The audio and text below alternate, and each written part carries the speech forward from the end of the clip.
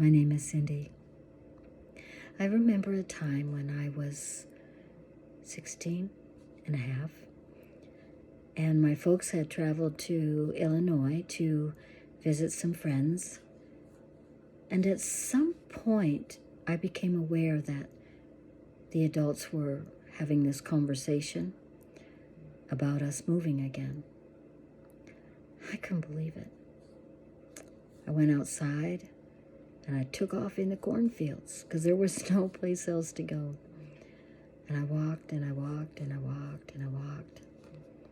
Now at that time I was 4'10". I've been 4'10" since I was 13. So at that time the corn stalks weren't much taller than I was. And I could still check back and see at the house. So I just kept on walking, and I was frustrated, and I said, Lord, why? Why are you making this happen again? Why do I have to move? I just spent 9th, 10th, 11th grade in a different school, and now I have to move in my senior year? Why? But I didn't get an answer. And I remember I looked up at the sky, and the sun was hot, and there weren't any clouds, and I didn't see any birds, and all I could hear was the sound of the wind blowing across the tops of the corn stalks. I had the distinct impression that God was looking at me. He knew exactly where I was at. Well, my mama called me to come back to the house. She sounded kind of panicky because she couldn't see me, and I went back. Long story short, we packed up and we moved after my junior year to Illinois. And our house was with some other houses, and we were all in the middle of cornfields. And a girl from our church invited me to be part of the team for a summer job, or what was left of summer. And my parents said, okay, so I said, sure, what is it? Detasseling corn. Corn, of course. And so it was kind of fun, actually, and I really enjoyed it. It was hard work, and but it helped me take my frustrations out because they would pick us up early in the morning when it was still dark. And we had to layer our clothes because as the sun got hot, then we would take off our jackets and sweaters. But to begin with, it was cold, chilly, and it was wet because the corn stalks would be wet from the dew.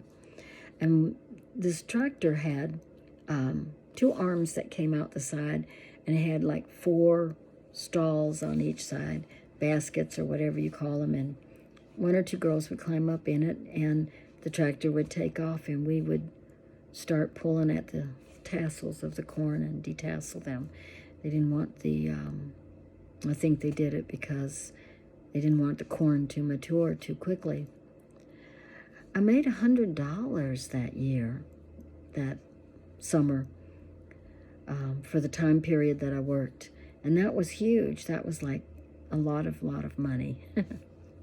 And Mom said I could keep it. I could do anything I wanted. So I gave my 10% to church. And then I bought myself a navy blue pea coat that went all the way to my feet. And my mom was kind of upset because I spent $90 on a winter coat. But you know what? I worked hard for it. And the Lord blessed me to find one on sale that I wanted. And it was the first time ever that I had a new coat for starting school. I've always had hand-me-downs. And I got to start a new school in my senior year with a brand new coat that made me feel pretty. And God knew that was important to me. And all is vanity, right? As Solomon says. But I learned that I could be faithful and responsible in a new job. I met some girls that I was going to be going to school with. I made my first paycheck ever, and I bought my first coat. and I gave to the Lord. And he blessed me for that. Now, I never did understand why I had to move again, why I had to spend my senior year in a brand new school in another state and far away from family. But I remember that time when I was standing in the cornfields. I felt that God was looking down at me, and he could see my blonde hair among the corn, and he knew what I was thinking.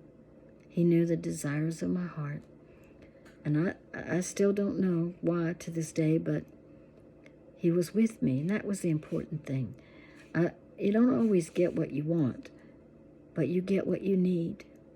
And he gave me everything I needed that year. He was with me. And so, yeah, even in the cornfields. My name is Cindi. I hope to see you again soon.